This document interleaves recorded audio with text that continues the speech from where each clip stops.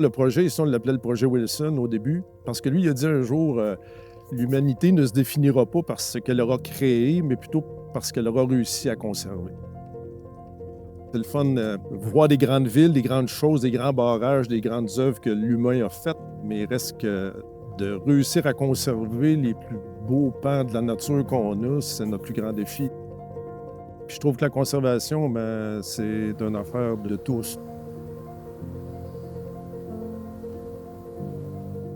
Ici, c'est un ancien territoire qui appartient au territoire original du lac à la Perchaude.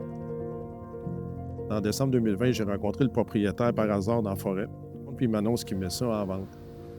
Ça a secoué un peu notre désir de conservation parce qu'on avait peur de qui pouvait peut-être l'acquérir. On a commencé par se regrouper quelques voisins qui se connaissent bien au lac. On a réalisé que d'acquérir un territoire comme ça, c'était rapidement compliqué. Là est venue la recherche qui nous a amenés à découvrir des organismes de conservation, dont CNC. Quand Denis m'a contacté au début pour conserver ce territoire-ci, je me suis rapidement rendu compte à quel point c'était extrêmement riche. Premièrement, l'étendue du territoire, c'est 262 hectares, donc c'est très, très grand.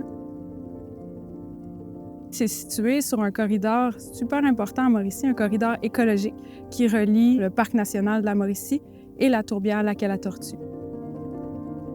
On retrouve sur le territoire une multitude d'habitats, d'écosystèmes différents.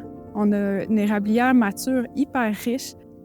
On a aussi dans le champ ici le goglu des prés et la sturnelle des prés, qui sont des espèces qui nichent au sol et qui ont besoin d'espaces ouverts comme celui-ci. Il y a des grands territoires humides là, qui le traversent en diagonale avec la tortue des bois. On en a tous vu dans le coin. La nature est exceptionnellement bien préservée parce qu'elle fait partie d'un réseau de milieux naturels. Dans un cadre de changement climatique, c'est super important d'avoir ces liens-là entre différents endroits qui sont protégés. C'est des sites qui sont importants pour des espèces en péril particulières. C'est une belle surprise de voir comment les gens étaient prêts à aller aussi loin là, dans un effort personnel de conservation. On fait comme étirer le parc national d'une certaine façon. Là. Une belle contribution.